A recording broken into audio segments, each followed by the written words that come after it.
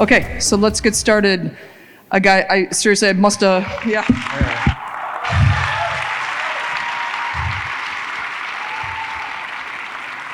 You have the stage.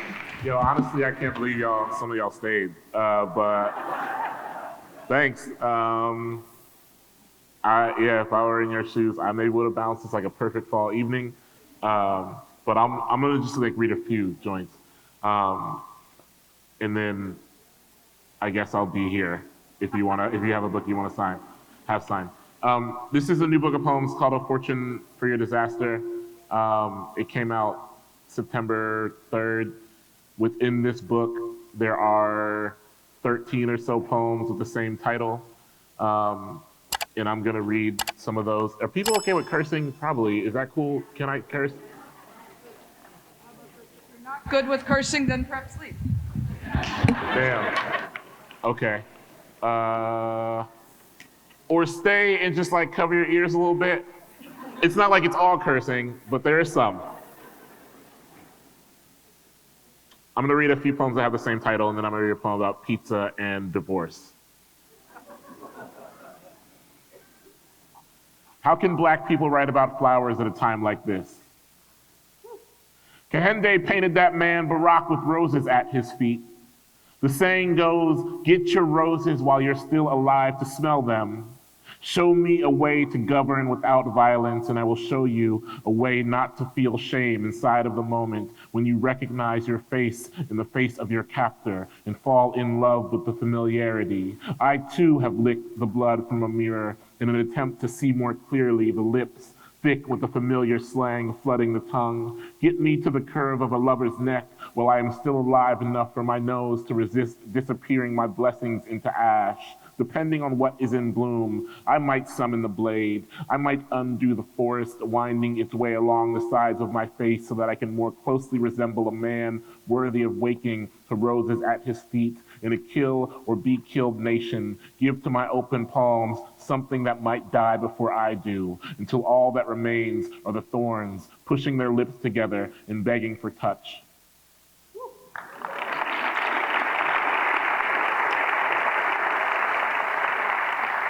How can black people write about flowers at a time like this? Maybe all the blues requires is a door through which a person can enter and exit. Every god hides their eyes behind a blue hood. The hooded devil waiting at the crossroads doesn't give a fuck about the women who sent a man wailing with a guitar case on his back.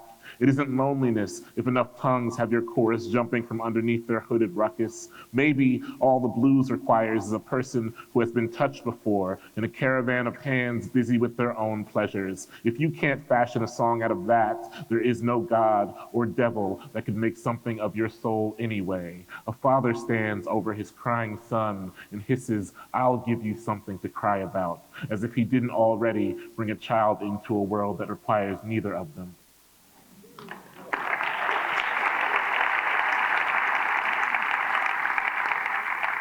How can black people write about flowers at a time like this?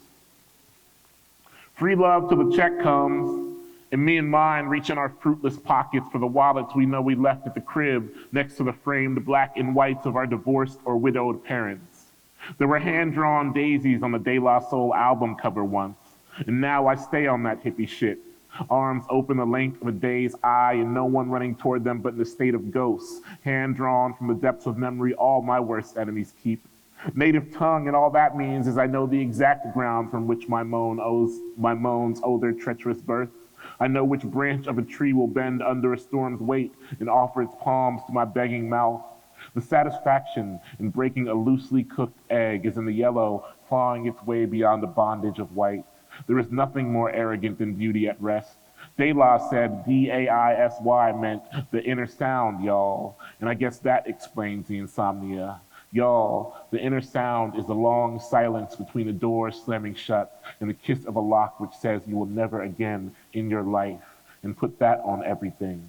Put that on the book I slid under a table leg to stop my yolk from running. Put that on any room so empty, every name inside is an echo.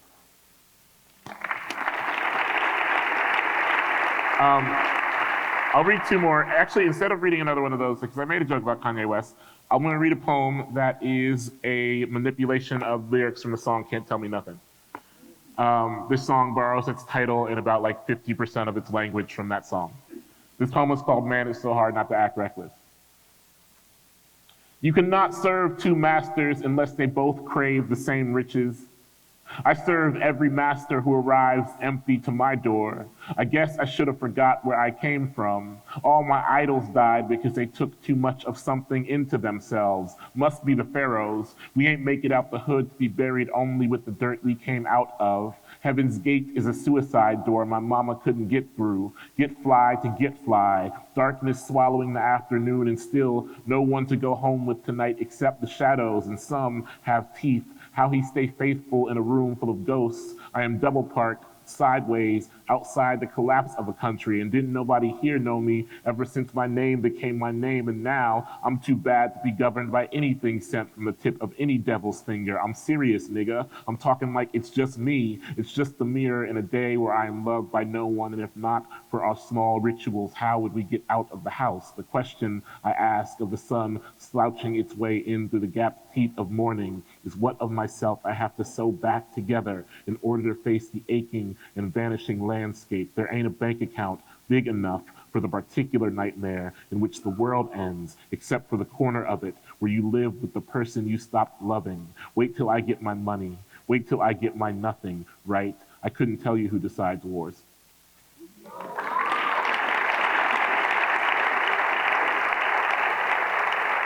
In case people thought I actually didn't, I like Kanye West, just not this iteration. I'm gonna read one more thing. I lived in New Haven, Connecticut for 2 years, which was not fun or good. And sorry if anyone here is from Connecticut or has deep ties to Connecticut. I did not particularly enjoy it, but maybe you did, and that's cool. Nuance in all things, you know what I mean? There was that shit that jumped off earlier where Martin Scorsese was like, Marvel movies are not cinema, they're like amusement parks. And I was like, facts, but I enjoy amusement parks, you know what I mean? Like, I think we go to movies for different reasons. Like, sometimes I just want to watch something that is an amusement park. And so I say that to say, Connecticut might have been for you, and that's great. It was not for me. But Connecticut is known, New Haven, Connecticut is known for a lot of things, liberal racism, but also pizza. And one Friday night in the city, due to like a delivery mishap, pizza places ran out of cheese kind of systemically. And I lived above a pizza place that was not the best in the city at all. It was one of the worst in the city.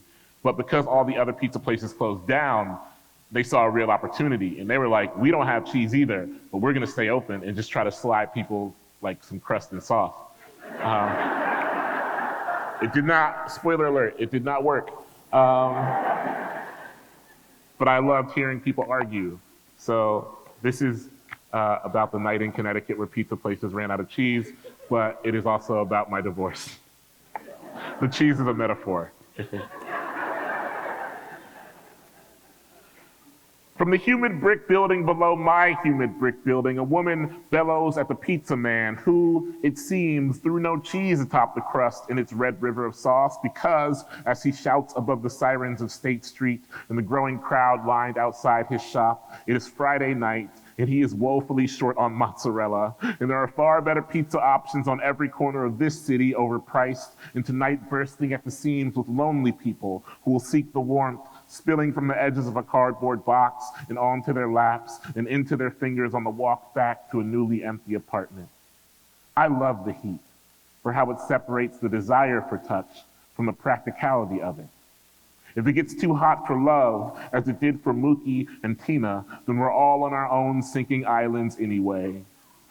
There is no cheese in this town anymore. And what could be worse than the fraction of a dream behind every door you crawl to? It is Friday, and surely some of my people are praising the fresh coin in their bank accounts. And what a tragedy to spend it on a half-finished freedom. And the argument below has poured out into the streets and the waiting masses. And I imagine this is no longer over cheese, but over every mode of unfulfilled promise. The cluster of sins still stuck to a body fresh from the waters of baptism. The parent who must dig a grave for their youngest child. From below, a man yells, there are only 3 ingredients. You can't even get that right. And isn't it funny to value or love someone until you are dead. Thanks, everyone.